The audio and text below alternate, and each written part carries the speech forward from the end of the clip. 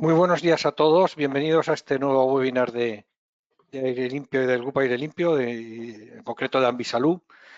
El tema de hoy es el control del riesgo de Legionela, que es un tema pues ahora mismo tremendamente importante, ¿no? Bueno, ya saben ustedes que en junio del 2022 se cambió o se publicó un nuevo Real Decreto de Control de Legionela que incluía pues distintos cambios tanto en la prevención como el control, sobre todo para centros especialmente sensibles, como podrían ser los centros sanitarios. Además de este cambio en el decreto, hay una nueva última versión de la norma UNE y esto constituye un nuevo marco de referencia, ¿no? que ha hecho cambios en la normativa que se está aplicando, ¿no?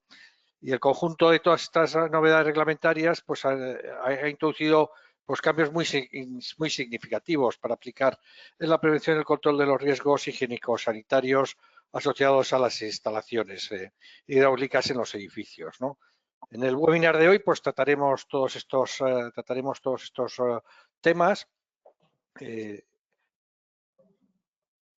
Nuestro ponente de hoy es Paulino Pastor. Buenos días, buenas tardes, Paulino, ¿qué tal estás?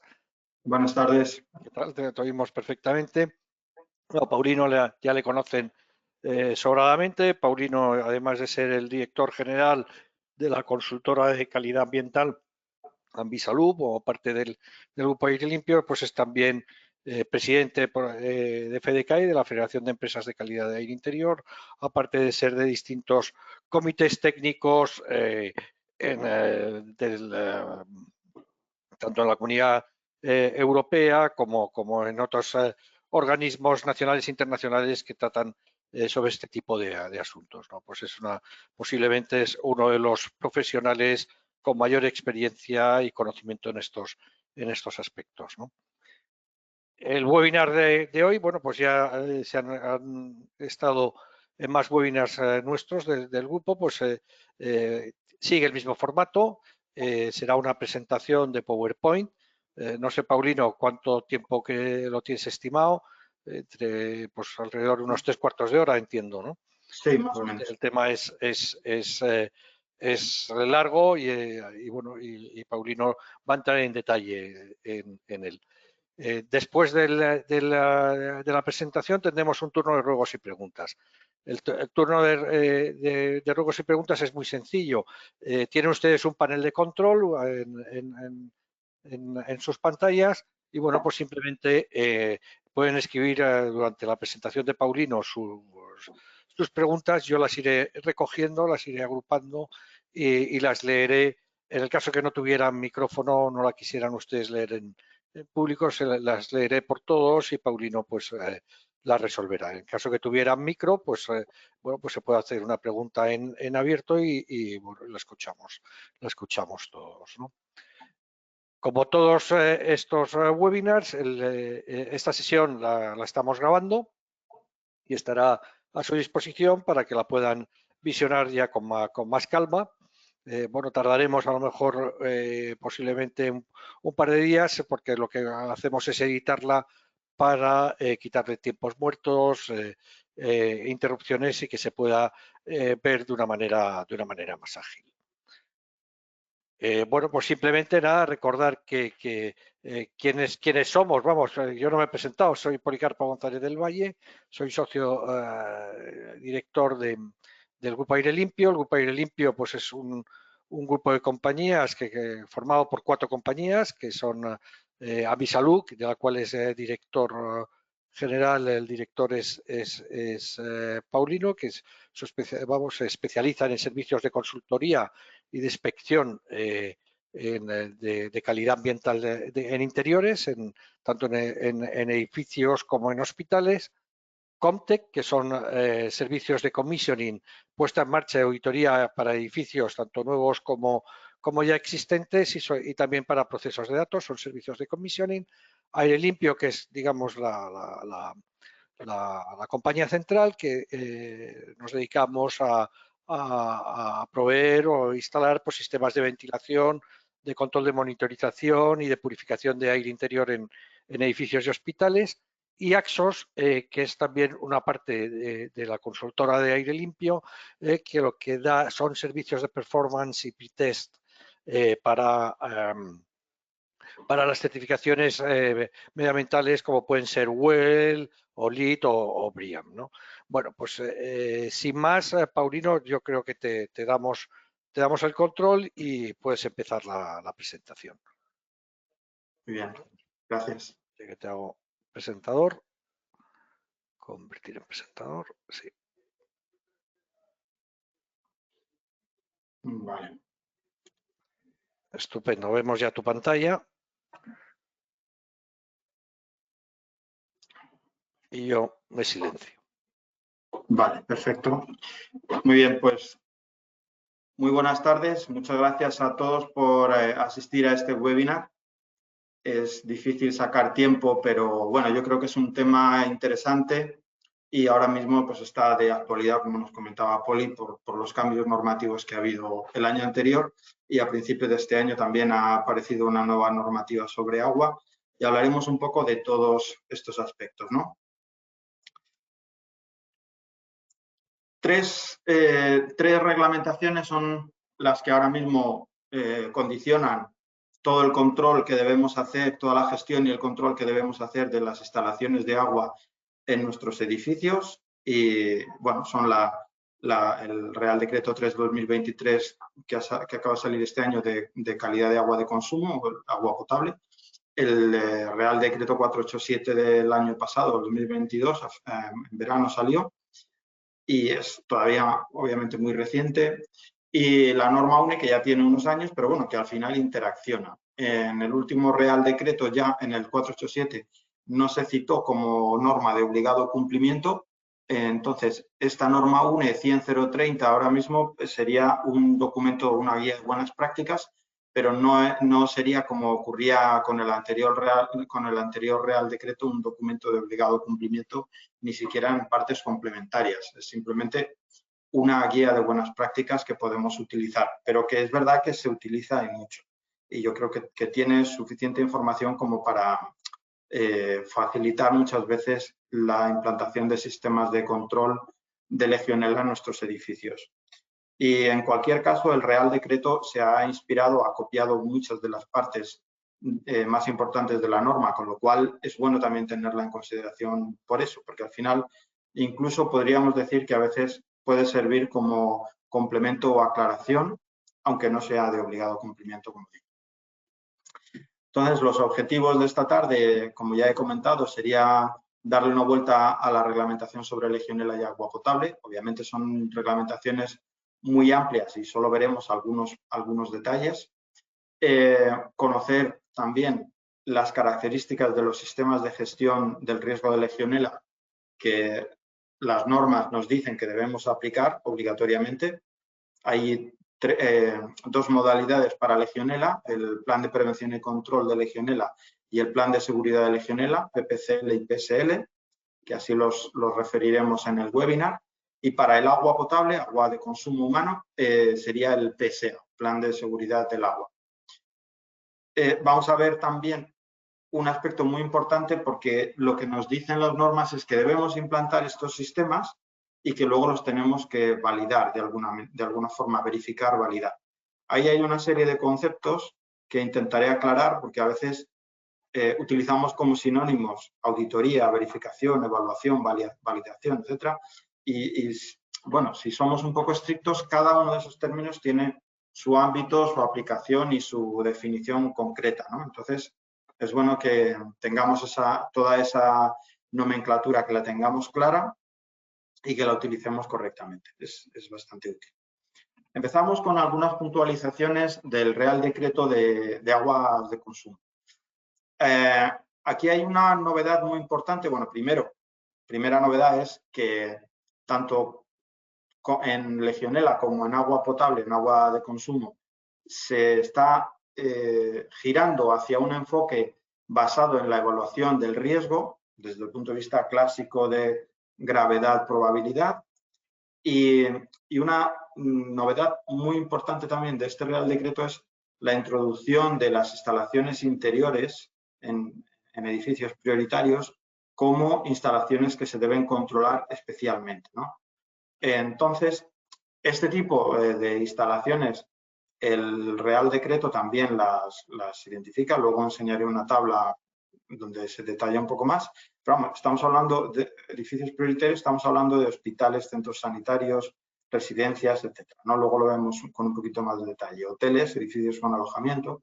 Entonces, es muy importante este cambio porque ahora, claro, tenemos que hacer una serie de actuaciones, tenemos que tener un plan de seguridad del agua, incluso en este tipo de instalaciones, ya por parte del titular, ¿no?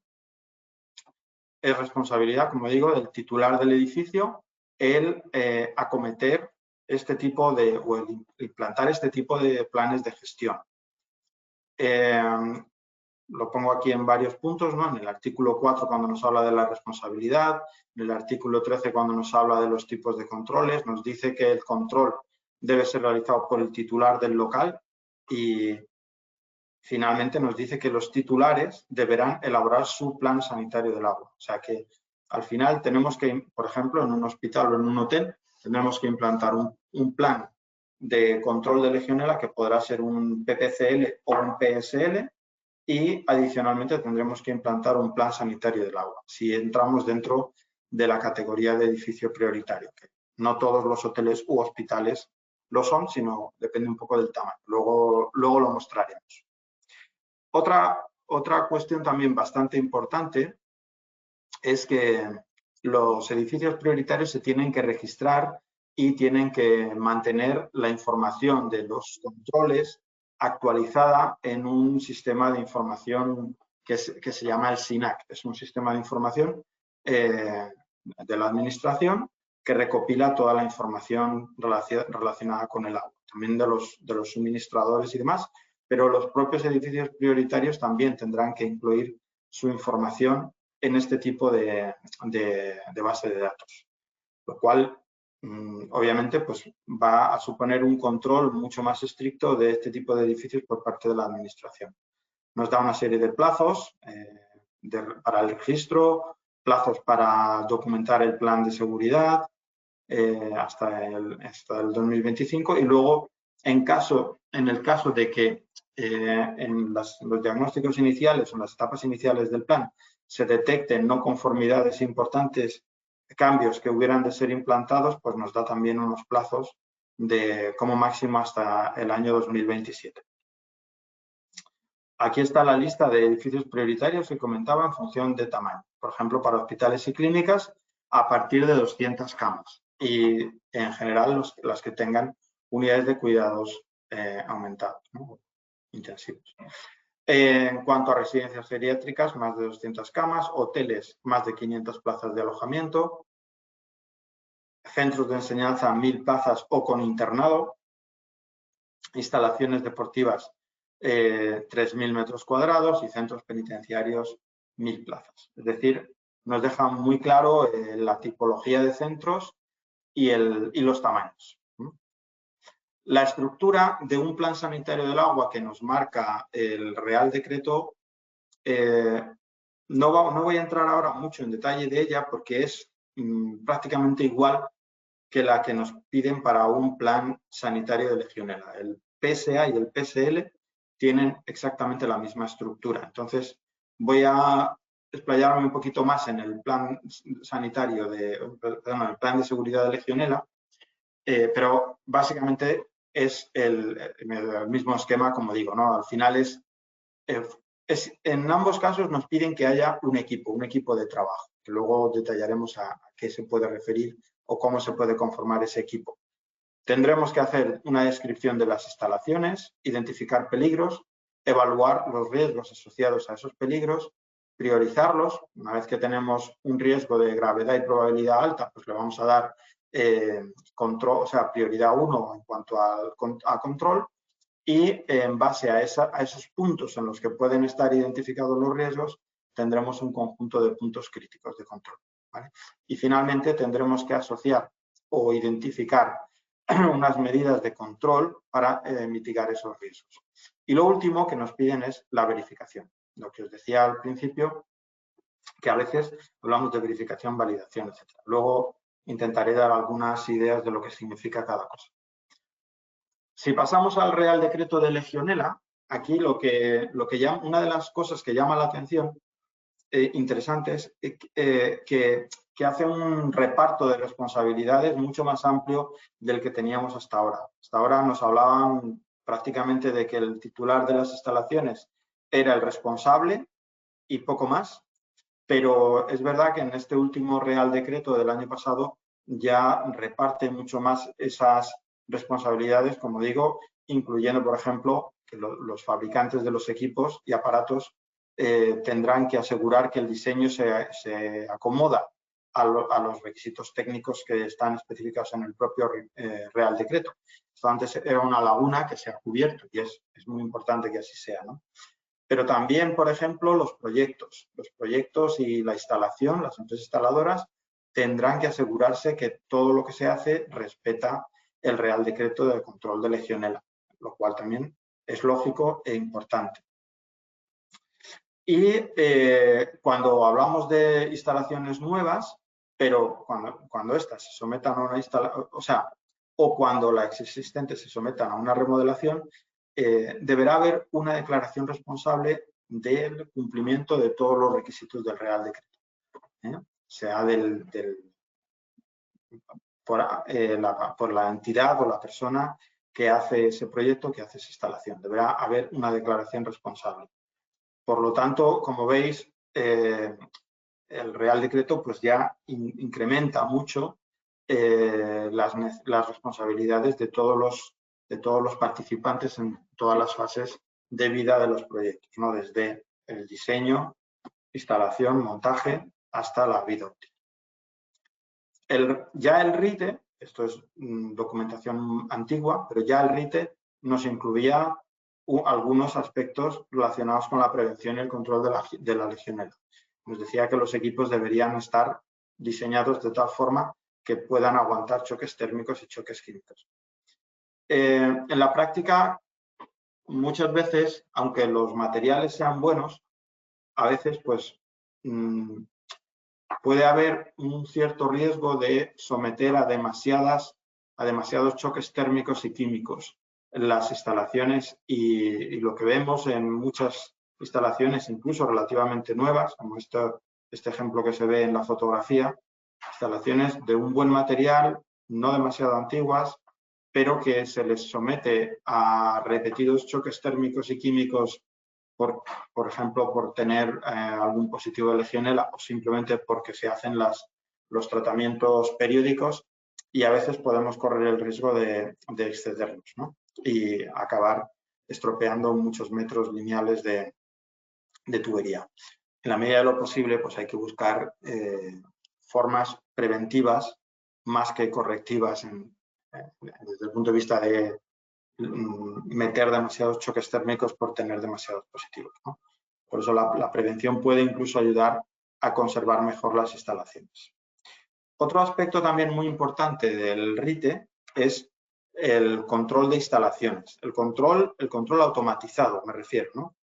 Y ya el RITE nos dice que debemos, como mínimo en las instalaciones centralizadas de agua caliente sanitaria, deberíamos tener al menos un sistema de control de la temperatura en la acumulación, en la red de tuberías y luego tener algún sistema, algún algoritmo, algún planteamiento dentro de nuestro sistema de control para efectuar el tratamiento de choque térmico. Deberíamos ser capaces de controlarlo a través de nuestro sistema. Eso es lo que nos dice el RITE. ¿Cómo se puede materializar esto? Incluso un pelín más allá de lo mínimo exigido por el RITE. Pues deberíamos plantearnos una arquitectura de control de legionela de este tipo, ¿no? Deberíamos tener nuestros sistemas de monitorización en continuo de calderas, depósitos de agua fría y agua caliente, con sondas de temperatura que nos estén llevando la información a algún PCL, algún elemento de control central. Deberíamos disponer sondas distribuidas, al menos una en cada montante. Uno en cada montante sería como mínimo lo ideal para tener un control exhaustivo de cada uno de esos tramos. Deberíamos tener un control del flujo del agua caliente en toda la red. Podría ser muy útil el tener un conocimiento de la cantidad de agua que estamos moviendo en cada momento. Podríamos disponer de sistemas de drenaje controlado con purgas temporizadas en caso de que las temperaturas durante un cierto tiempo entren dentro de niveles de riesgo, vamos a decir.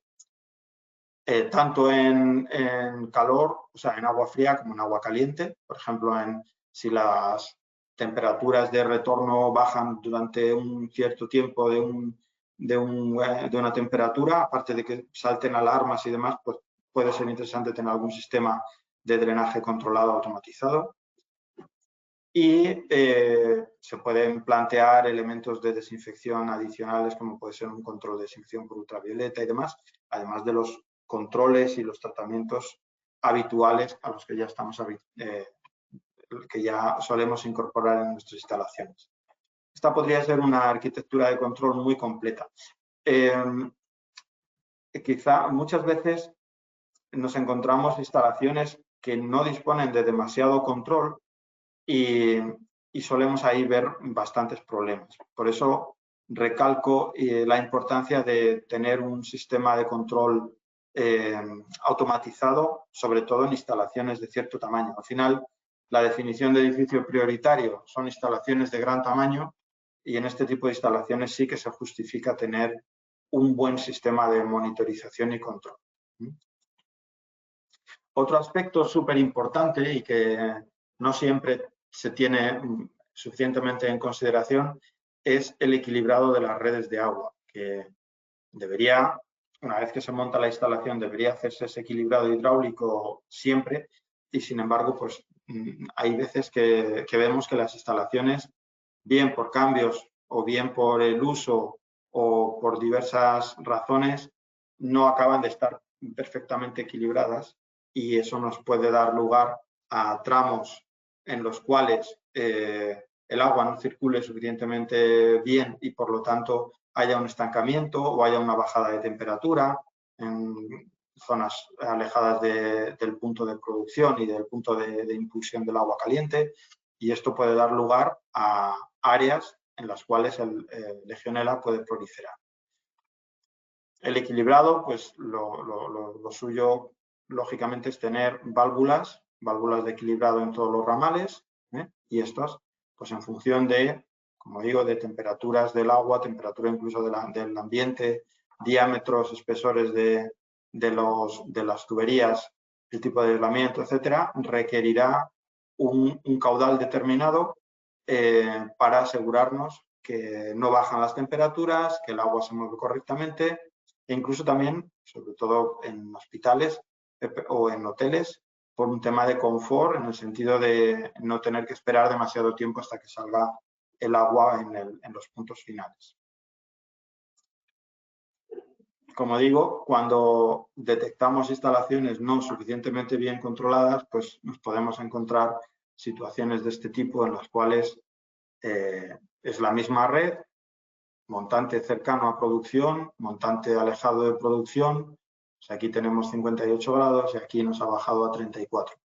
Obviamente esto es un signo de que aquello no está suficientemente bien equilibrado y que estamos teniendo ramales que a veces son muchos litros que están en temperaturas de riesgo. Si esto lo tenemos controlado, aparte de hacer una medición puntual como esta, si lo podemos tener controlado a través de nuestro sistema de gestión y control, de nuestro BMS, obviamente tenemos mucho ganado. El chequeo manual de temperaturas está bien, pero el tener esta información de una forma continua, tener gráficas y tener la posibilidad de disponer de alarmas, pues lógicamente es una ayuda. Aparte que nos permite certificar, entre comillas, que la instalación está funcionando de acuerdo a requisitos, de acuerdo a norma, siempre, y no solamente cuando podemos hacer esa lectura puntual, tanto en válvulas termostáticas como en calderas, podemos tener nuestras gráficas de evolución.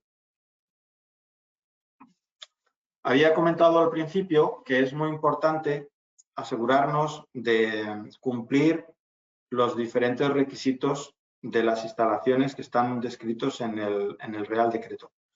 De hecho, yo suelo recomendar que esto debería ser absolutamente el paso cero, digamos, ¿no? De identificar bien todas estas problemáticas que acabo de explicar, por ejemplo, de equilibrados de agua, de faltas de ubicaciones incorrectas de torres de refrigeración o de depósitos, materiales incorrectos, etcétera. Todo eso sería lo primero que tendríamos que tener claro y a partir de ahí, una vez que esté corregido o al menos que tengamos una proyección presupuestaria para corregirlo en el momento en que sea, a partir de ahí podemos empezar a plantearnos el diseñar un sistema de gestión y control o un PSL, un PPCL o todas estas metodologías que vamos a explicar. Pero claro, cuando tienes una instalación que ya de base tiene un problema estructural, incluso, sobre todo si es un requisito de norma, hay que hacerlo sí o sí,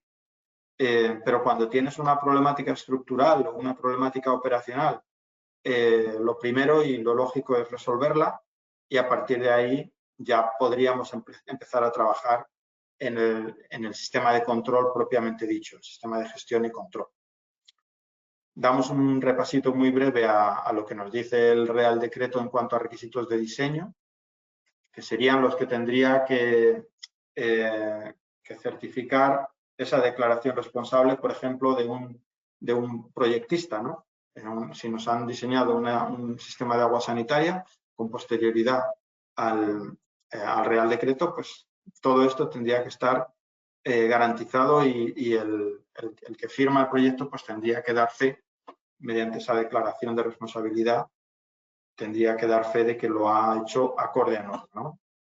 Cuestiones típicas de control de legionela neumófila, como que la instalación, o sea, la estanquidad de la instalación, que el agua circule correctamente, como decíamos antes, puntos de purga, la accesibilidad, un depósito tiene que ser posible acceder a él para limpiarlo, puntos de toma de muestras, que los materiales sean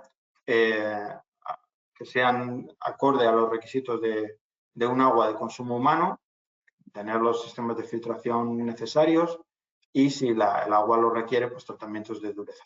Y el último punto, desde el punto de vista de legionela, muy importante, que la aerosolización de los difusores sea la menor posible. Esto a veces choca con los requisitos de ahorro de agua, hay que buscar ese punto de equilibrio. Más aspectos importantes a controlar en las instalaciones de agua fría, pues temperaturas, requisitos de los depósitos en cuanto a que esto viene descrito en el Real Decreto de Potabilidad de Agua, 140, que ahora, como hemos dicho, ha cambiado al 3 del 2023. Tendrán que estar aislados, protegidos, disponer de sistemas de medida de la temperatura del agua, dosificador automático de desinfectante, como puede ser cloro u otro desinfectante autorizado para aguas de consumo, válvulas de purga y puntos de toma de muestra. En el agua caliente sanitaria, los acumuladores tendrán que tener su boca de registro, sistemas de purga, toma de muestras, las temperaturas para los acumuladores normales, convencionales, mínimo 60, y los interacumuladores de doble tanque, que son herméticos, se les pide un requisito especial porque no se pueden abrir, estos no son accesibles y entonces se les pide un requisito de temperatura superior que alcanzaría los 70 grados, que prácticamente es una pasteurización continua. Y en el agua de retorno, si se puede mezclar con el agua caliente, haremos como una pequeña desinfección térmica previa. Y las válvulas de retención,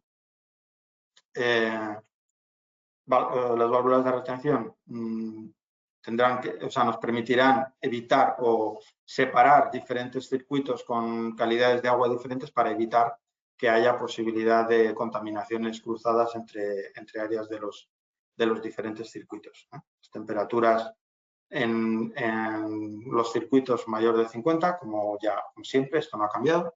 Y luego la necesidad de poder pasteurizar de vez en cuando, llegando a los 70 grados. En el caso hospitalario, usuarios inmunocomprometidos, pues es importante disponer de filtros finales. Son filtros de un tamaño de poro muy pequeño, suficiente como para retener las bacterias.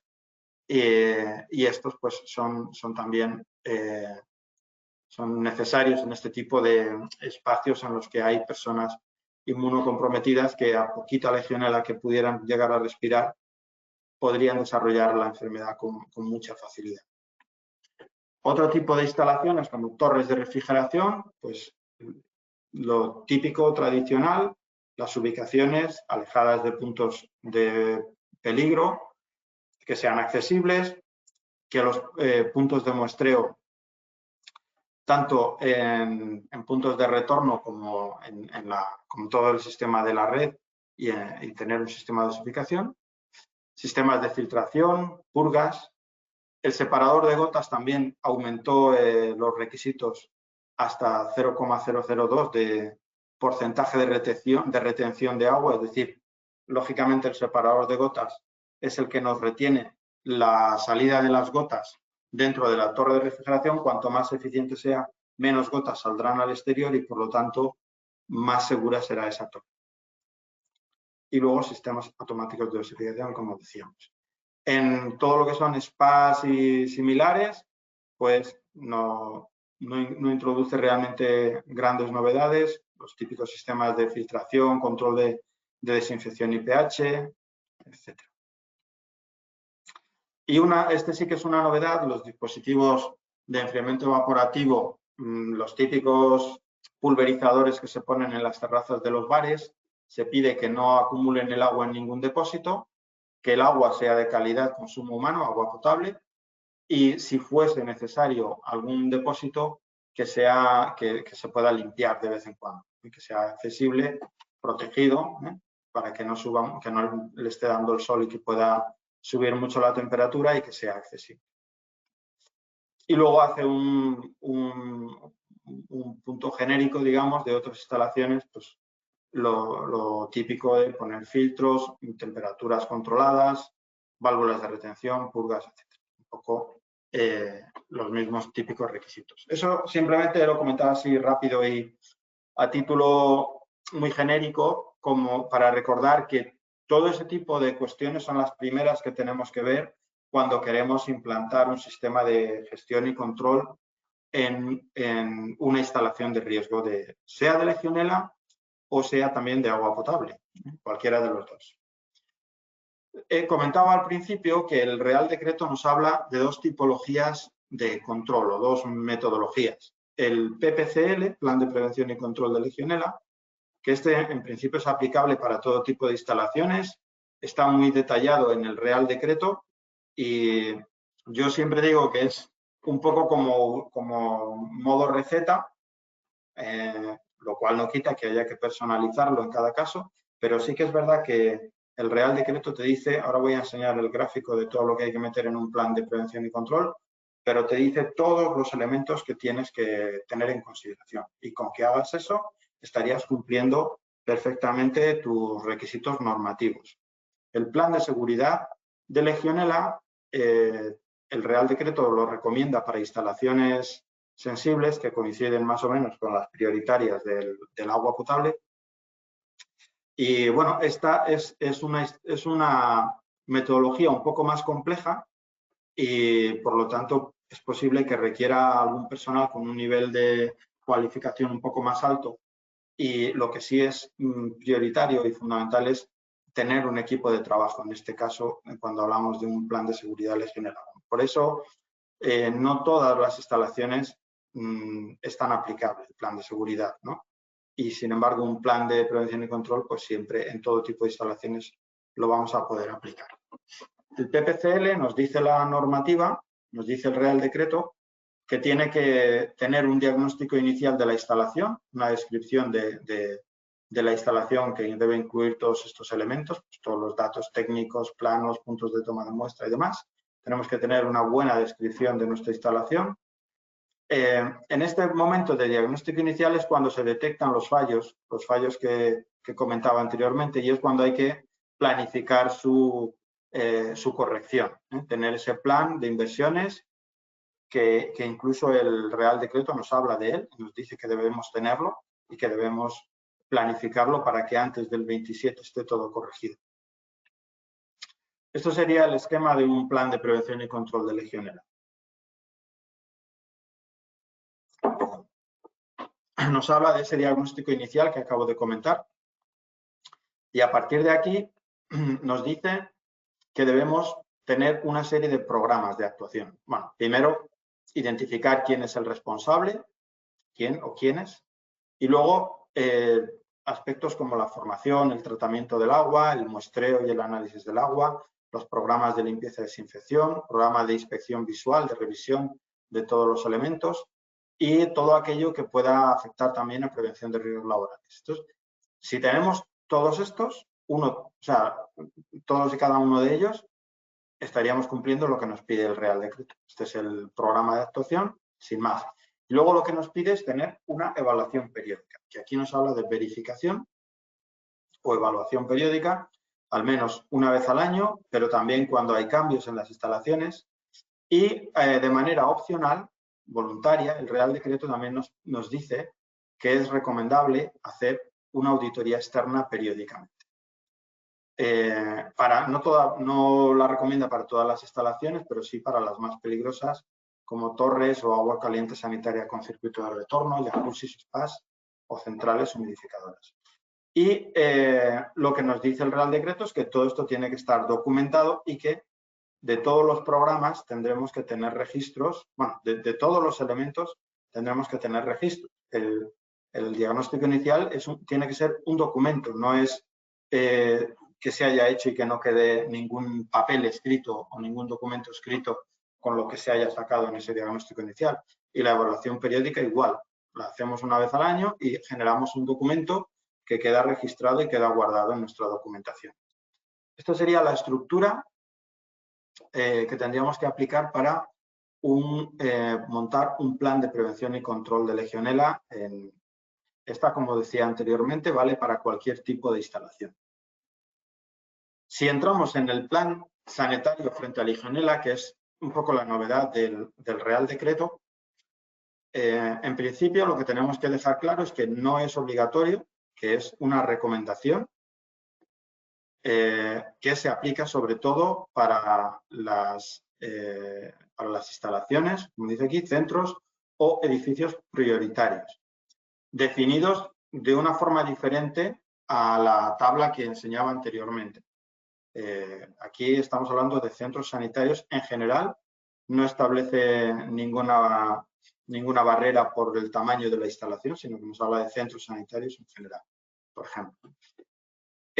Y luego, claro, el Real Decreto dice el PSL estará basado en la evaluación del riesgo, exactamente igual que el PSA en el agua de consumo, y dice y estará adaptado a las particularidades y características de cada instalación. Bueno, al final aquí lo que nos da es una cierta flexibilidad, pero también nos da una cierta incertidumbre en cuanto a que no nos detalla quizá demasiado el cómo tenemos que diseñar el PSL. Como nos habla de la evaluación del riesgo y de las recomendaciones de la OMS, al final hay algunas metodologías y algunos modelos que podemos utilizar. Ahora enseñaré algunas de las fases, pero son prácticamente las mismas que las que he hablado antes del PSA. ¿Quién lo debe diseñar? Pues el responsable técnico.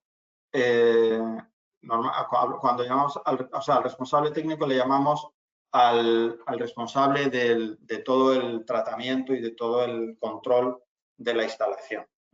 Pues suele ser muy a menudo el responsable técnico de la empresa que tenemos contratada para que nos haga todo el control de Legionela. ¿Cómo validar el PSL? Porque efectivamente el Real Decreto nos dice que se debe validar. También nos dice una cosa interesante y es que de alguna forma nos dice que primero tenemos que tener un PPCL y luego una vez que el PPCL está funcionando correctamente podemos pasar a PSL y que no lo daremos por bueno ese PSL hasta que nos demuestre su eficacia. Luego os indicaré cómo podríamos hacer esto, ¿no? Porque el Real Decreto no nos lo deja muy claro, ¿no? Pero es está claro que el sistema tiene que demostrar su eficacia. Siempre, por supuesto, el Real Decreto deja la potestad a la Administración Sanitaria de revisar la documentación y, en su caso, pues solicitar cambios, incluir cosas, quitar cosas, meter más mediciones o más analíticas, ¿eh?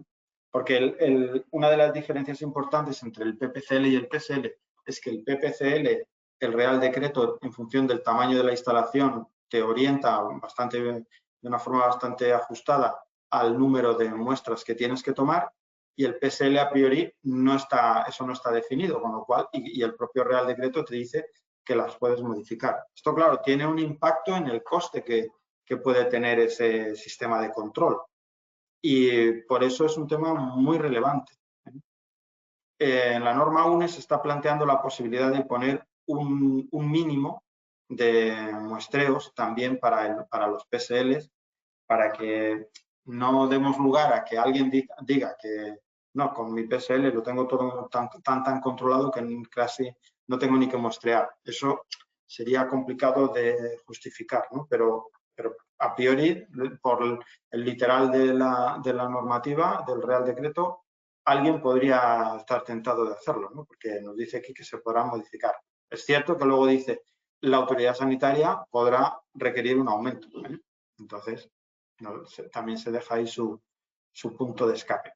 Y también en este Real Decreto del año pasado nos habla de que entrará en vigor a partir del 2 de enero de este año y que se habrá actualizado o implantado antes del 2 de enero de 2024.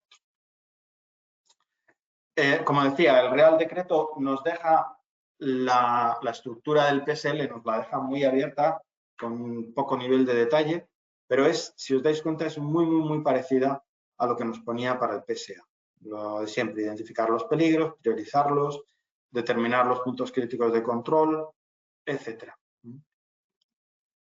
Normalmente, cuando se habla de este tipo de terminologías, en realidad se está haciendo un símil con el análisis de peligros y puntos de control crítico típico que se ha diseñado ya desde hace muchos años para la producción de alimentos, que al final lo que pretende es un enfoque preventivo, en el sentido de que en la alimentación antiguamente se controlaban los productos finales.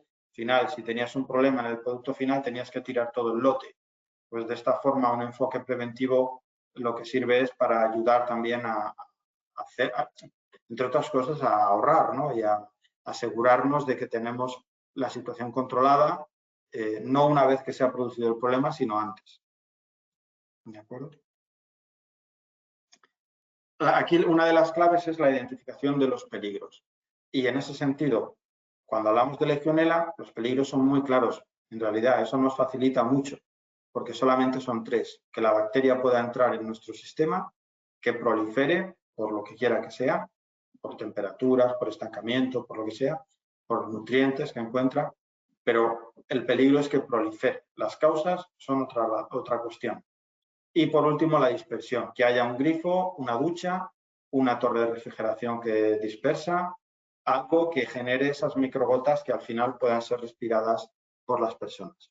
Cuando hablamos del agua de consumo, esto puede ser mucho más variado. Podemos tener químicos que pudieran venir con el agua de aporte o que se pueda contaminar dentro de nuestra instalación. Biológicos ya son muy diversos. Podremos tener Legionella, pero otros más, Escherichia coli o qué sé yo, algunos otros tipos, coliformes, diferentes tipos de agentes biológicos que son también muy peligrosos. E incluso físicos, radón, podemos tener, o podríamos hablar de las partículas también como un contaminante físico, si queremos, ya es mucho más variado. Pero en Legionella los peligros son muy claros, ¿no? Y lo que sí es importante es, en todos los casos, evaluar el riesgo con la metodología tradicional de gravedad-probabilidad. Y por último, aplicar las medidas de control. Entonces, un PSL se implanta en base a 10 grandes fases. Lo que decía antes, organizar el equipo, describir las instalaciones y elaborar un flujograma. El típico equipo pues va a estar compuesto por responsable de mantenimiento, responsable de la empresa de tratamiento, a lo mejor un apoyo por parte de un responsable de PRL o de medio ambiente de la empresa, si es una empresa con un cierto tamaño, y luego los técnicos de mantenimiento. Pues es importante que esto quede descrito en nuestro plan. El flujograma, hay muchas metodologías y muchos ejemplos. Aquí he cogido un par de ejemplos de internet de administración sanitaria en el Reino Unido, un par de edificios. Pues es ver un poco todas las etapas por las que pasa el agua, ¿no? Desde la acometida al calentamiento, distribución, filtración, enfriamiento, etc., ¿no? Todo ese tipo de etapas las colocamos, identificamos. Una vez que tenemos las etapas identificadas, definiremos peligros, el riesgo, nivel de riesgo, y luego los controles que tendremos que aplicar a cada uno de esos elementos de riesgo. Aquí vemos ejemplos, que esto es para agua potable, y esto sería un PSA, la estructura típica que podría tener un plan de seguridad del agua. Debemos la etapa, incluso subsistemas si es necesario, los riesgos potenciales, el nivel de gravedad, etc. Aquí vemos otro ejemplo. Vale.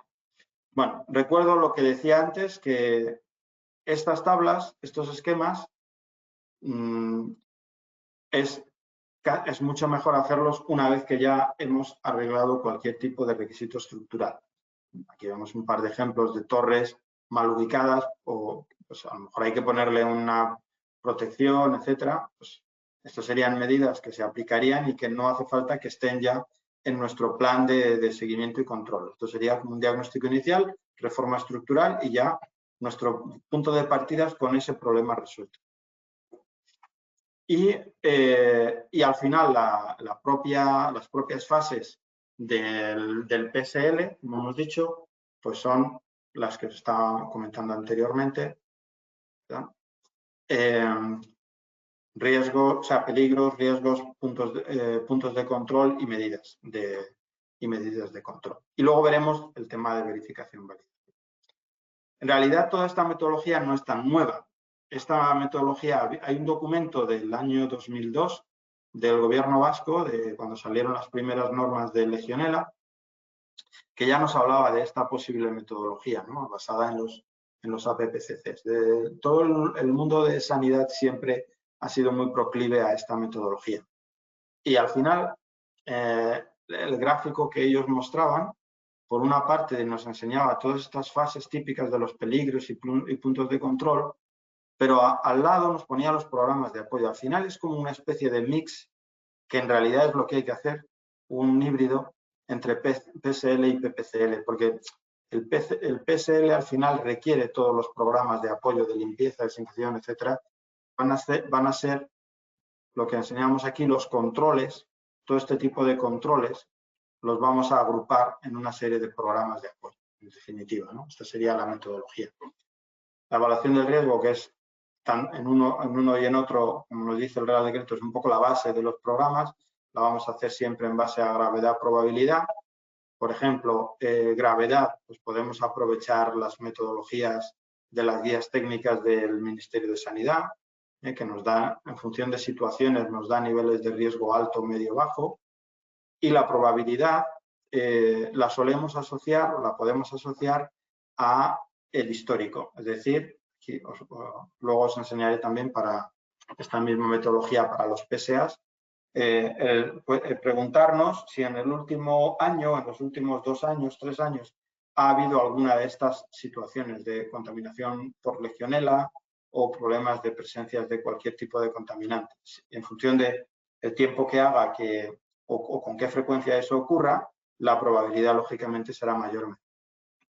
Entonces, un PSL, igual que el PSA que acabo de mostrar, llevaría estas etapas. Aquí lo vemos con un ejemplo. Imaginamos que hablamos del depósito de agua caliente sanitaria, pues en el flujograma estará donde corresponda. El peligro que le asociamos a ese punto es la proliferación de legionela, que el agua se queda ahí estancada. La gravedad, en este caso sería elevada por la ubicación de esa, o sea, por la ubicación dentro del proceso. Si fuera en el depósito de contraincendios, la gravedad sería baja, pero en el agua caliente sanitaria, que lo vamos a llevar a la ducha, es alta. Y la probabilidad, pues lo que decía antes, oye, si se ha detectado varias veces el último año, la probabilidad es alta. El punto crítico de control entonces va a ser el depósito. ¿Y por qué? Pues porque tenemos un riesgo elevado de proliferación por bajada de temperatura.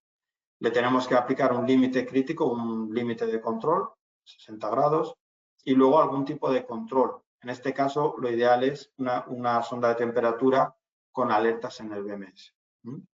Y definir las acciones en el caso de tener un fallo, estar por debajo del límite crítico, subir el set point, o a lo mejor es un tema estructural de que el sistema no tiene suficiente potencia y cuando hay un consumo elevado no nos alcanza temperaturas, hay que identificar. En el plan sanitario del agua, ya el propio Real Decreto nos dice la gravedad, en función de lo mucho o poco que hayan subido los valores de diferentes parámetros y la probabilidad en función de cuándo ha ocurrido. ¿Vale?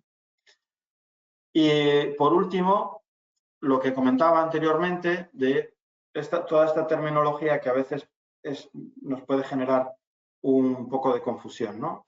Cuando hablamos del plan de seguridad o del plan de seguridad de Legionela o del plan sanitario del agua, verificar es confirmar que el sistema está implantado, o sea, que tenemos todos los protocolos, procedimientos, nuestro sistema de registros y demás. Y validar es, vale, lo tengo todo montado y además estoy consiguiendo tenerlo todo bajo control. El sistema está implantado y es efectivo. ¿Y cómo sabemos que es efectivo?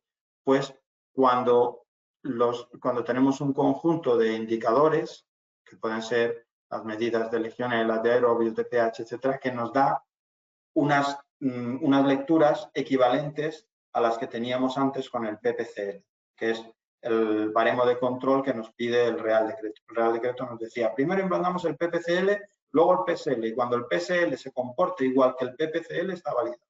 Pues tendremos que tener esos indicadores y poder demostrar que la variación es estadísticamente insignificante con respecto al resultado del PPCL. ¿Quiere esto decir que no puede salir un positivo de Legionela? No, puede salir un positivo de Legionela, que a lo mejor también nos salía antes con el PPCL y con el PPCL estábamos cumpliendo estrictamente el Real Decreto en modo receta. Por eso digo que tiene que ser una situación equivalente. Y en el PPCL, de lo que nos habla la normativa es de evaluaciones periódicas, confirmar la idoneidad del sistema, y una auditoría externa periódica, que esta lo que nos va a llevar es a asegurar que estamos cumpliendo un estándar determinado.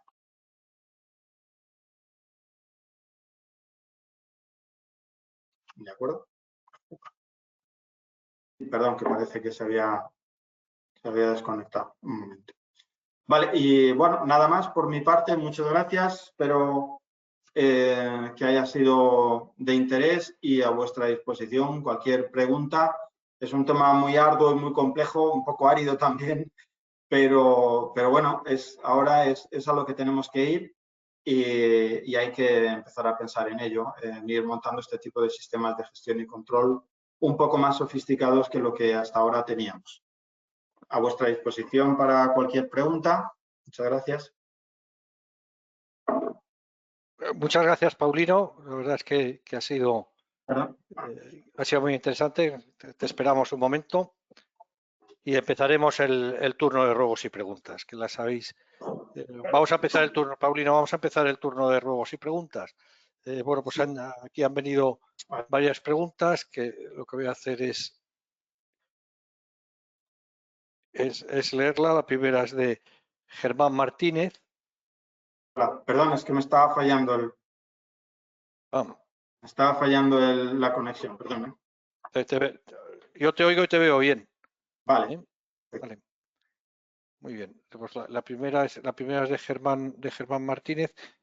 Vamos a ver si tiene.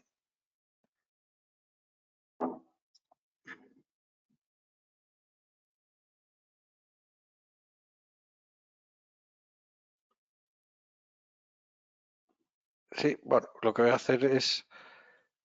La verdad es que he perdido el...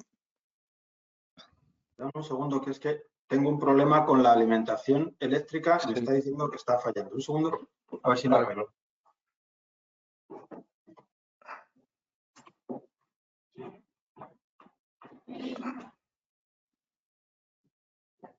¿Dónde está?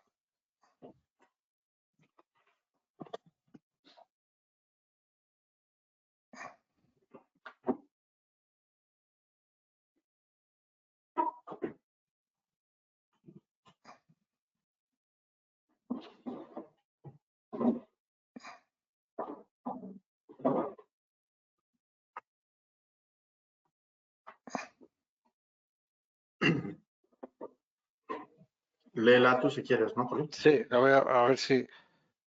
Me pasa también a mí a ver, enviar mensaje, copiar, tabla. A ver cómo soy capaz ya de...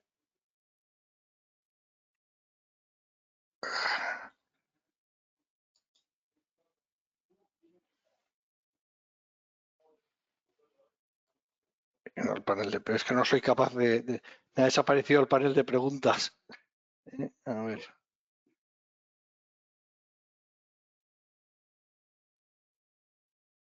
No soy capaz y no soy capaz de encontrarlas.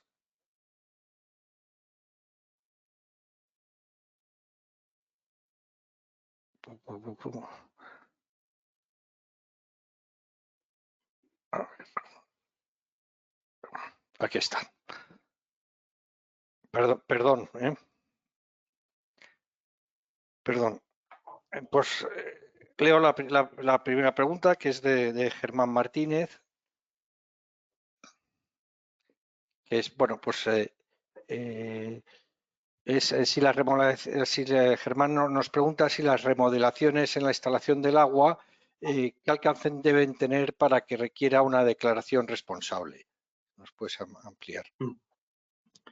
Sí, bueno, la verdad es que el Real Decreto dice reforma de las existentes, pero no entra en mucho detalle del alcance. Yo creo que en estas cuestiones al final hay que aplicar Hemos perdido un poco la lógica, ¿no? De si es un cambio de un pequeño tramo de tubería, a lo mejor obviamente no es tan relevante. Si ya estamos cambiando bombas, depósitos o una red completa de tuberías, pues lógicamente ya es así que se consideraría remodelación, ¿no? Pero ya digo que no hay una descripción muy específica, como en el RITE, por ejemplo, cuando habla de instalaciones de aire, que sí que lo detalla un poco más. En este caso no queda tan claro. Muy bien. La siguiente pregunta es de Sergio López y bueno, y aquí nos comenta o nos pregunta Sergio, es que en el actual Real Decreto, cuando habla del equilibrado por temperatura, que, bueno, pues qué tipo de válvulas deberían utilizarse. Entiende que las válvulas de equilibrado de caudal no serían esas. ¿Cómo se realizaría? Bueno, las válvulas, o sea, se trata de instalar válvulas termostáticas, válvulas de equilibrado, pero es que cada instalación puede requerir un tipo de válvula diferente, no hay una respuesta universal. Lo que sí es importante es disponer de un sistema, sea manual o sea, hay válvulas que se autoequilibran en teoría, hay otras válvulas que hay que trabajar con ellas y hacer un equilibrado manual, pero bueno, cada instalación, cada presupuesto, pues podrá acomodar un tipo de válvulas u otras. Pero lo que es imprescindible es disponer de algún método, algún mecanismo que nos permita asegurar el equilibrado correcto de las redes, ¿no? Ok. Luego otra pregunta es de Andreu Corominas. Bueno, Andreu te pregunta, es el agua de retorno tiene básicamente la temperatura del anillo y por tanto si la incorporas a la válvula mezcladora hay poca diferencia, ¿no? Si podrías, bueno, pues ampliar un poco esto, ¿no?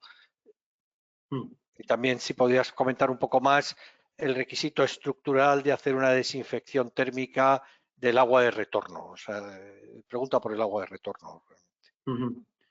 Bueno, o sea, el requisito del agua de retorno es mantener la temperatura a esos 50 grados de la red. La cuestión de mezclar, no mezclar, eso realmente no está incorporado en el Real Decreto como una obligación ni nada de este estilo, ¿no? Entonces, y la desinfección, pues, es desinfección de la red en general de distribución. Es cierto que muchas veces es complicado alcanzar temperaturas tan altas en todos los puntos de la red, pero bueno, a priori es lo que nos pide el Real Decreto y soy consciente que a veces es complicado alcanzarlo. Muy bien, esto luego otra pregunta es de Eduard Dorado, que se refiere al Real Decreto de Legionera, en el que habla de la turbidez. Bueno, pues si se establece un nivel de turbidez de 4 UNFs en el agua circulante, ¿cuán difícil es de mantener este nivel según tu experiencia? Bueno, depende mucho también de la calidad del agua de aporte. Si tenemos algún tipo de filtración, aunque estas filtraciones nos retienen partículas más bien grandes en general, ¿no? Pero vamos, o sea, viable es, lógicamente, como digo, en función de las calidades que tengamos de agua de aporte y luego, pues, instalando el sistema de filtración adecuado, es posible alcanzarlo, ¿no? Puede ser difícil ocasionalmente en función, como digo, de ese agua que tengamos, pero por regla general se alcanza bien. La experiencia, las lecturas que nosotros hacemos suelen ser satisfactorias en general. Estupendo. Otra pregunta, en este caso es de Namrata Ganesh, bueno, que pregunta quién es la persona que debe realizar las verificaciones en el PPCL y en su caso, ¿qué formación se requiere?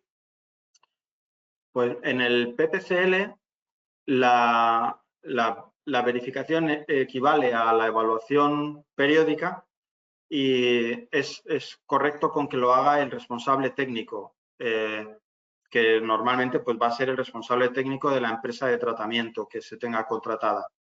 Esta persona es la que debería hacerlo y debe tener una titulación o una categoría profesional que le permita ser responsable técnico. Eso sería el requisito.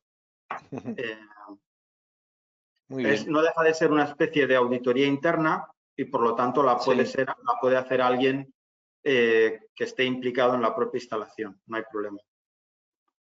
De acuerdo. Otra pregunta es de Antonio Santos.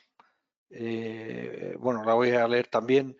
Buenas tardes, trabajo en un hospital y estoy encargado de hacer todos los días analíticas de cloro y de temperaturas en todos los puntos de agua.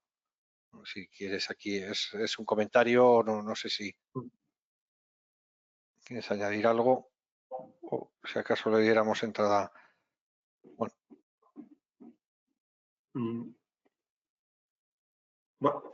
Sí. Bueno, o sea, no hace ninguna pregunta concreta. No, bueno, pues es este comentario. Otra pregunta de Inés Almudí. Buenas tardes. La auditoría externa del PPCL que has comentado se refiere a la descrita en la norma 1030 en el Real Decreto del 487/22, ¿no? O no se contempla, en el Real Decreto no se contempla para este tipo de planes, ¿no? Si puedes un poco ampliar aquí Sí, o sea, me refería a la auditoría que se cita en la norma UNE 10030, efectivamente. Sí, no me refería al Real Decreto en ese caso, sino a la norma UNE, que la recomienda. Otra pregunta, en este caso también es de Antonio Santos. Durante un año debo haber hecho un análisis en todo el hospital. En ocasiones me sale agua marrón en el agua caliente sanitaria en determinados puntos, ¿no? Tanto en instalación de hierro como en PPR, si hay alguna manera de solucionar esta problemática. Hombre, si sale el agua marrón, pues obviamente ya es que hay un problema de oxidación.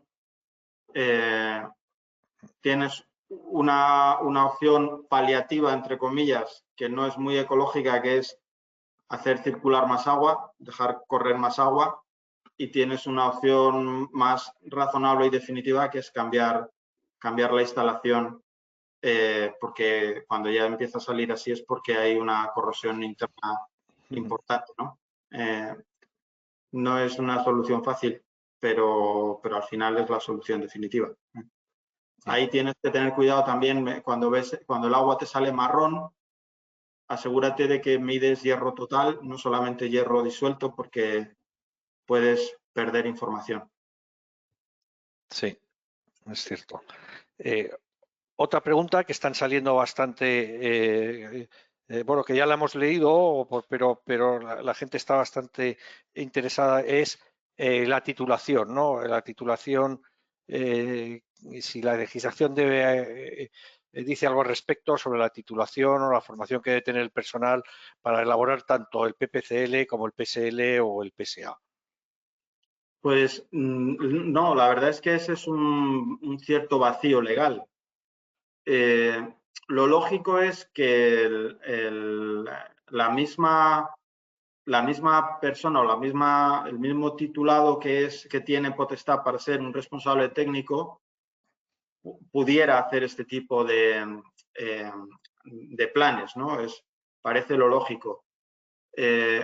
También es cierto que es conveniente tener algún tipo de formación específica en este campo, pero no queda totalmente claro, ¿eh? Entonces, a día de hoy, digamos que el camino más seguro sería, pues, contar, si estamos hablando de un PSL, contar, como es un equipo el que lo tiene que firmar, entre comillas, o el que lo tiene que elaborar, pues que dentro de ese equipo esté el responsable técnico de la empresa de tratamiento, que ya tiene una titulación y una formación y una experiencia en Legionela adecuada, ¿no? Y si además ha hecho algún curso específico en este campo, pues mucho mejor. Sí, aquí también pues de Leonor Antolín, en este sentido, en el caso concreto de un hospital, ¿quién sería la persona responsable de las muestras en el caso de un hospital? De las muestras, o sea, depende de cómo se organicen. En muchos hospitales las muestras las toman las empresas que tienen acreditadas, o sea, las empresas que tienen contratadas para llevarles el control de Legionela. Si quieren hacerlo con personal propio, lo pueden hacer, pero ese personal propio tiene que tener también alguna formación específica en Legionela, ¿eh? Pero también podrían tirar de personal propio para determinadas actuaciones. Quizá para la toma de muestras no es el mejor.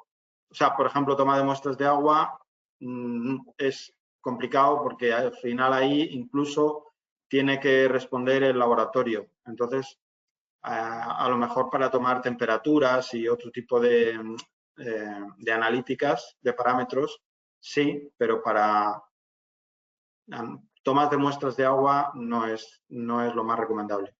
Ya, fenomenal. Tenemos otra de Germán Martínez, una segunda pregunta. Es, bueno, si se me permite una vez más, por supuesto, es, bueno, lo mismo estas de formación, ya las contestado, ¿no?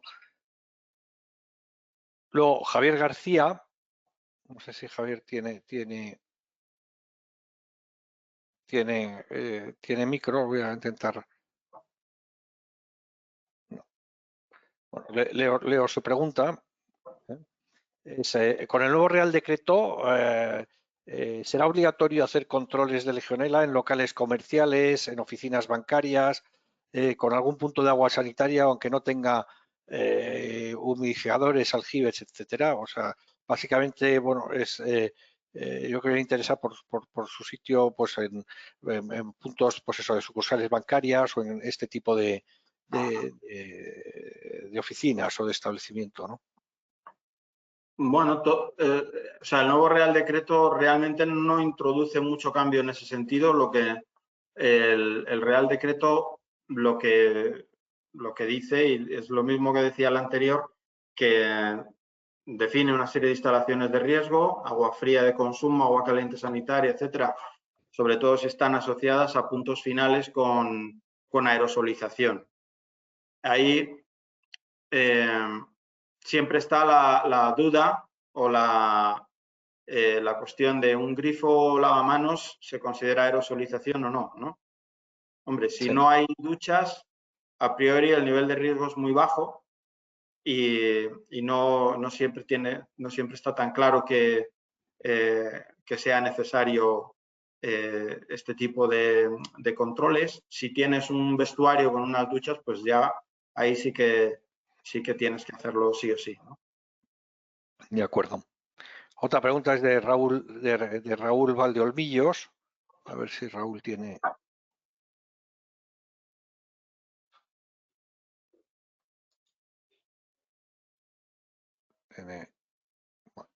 Leo su pregunta. La pregunta de Raúl es, bueno, ¿qué solución estructural darías a una instalación existente que no tiene problemas en alcanzar la temperatura mínima de retorno en el punto más alejado de la instalación, pero que tarda más de un minuto en salir el caliente?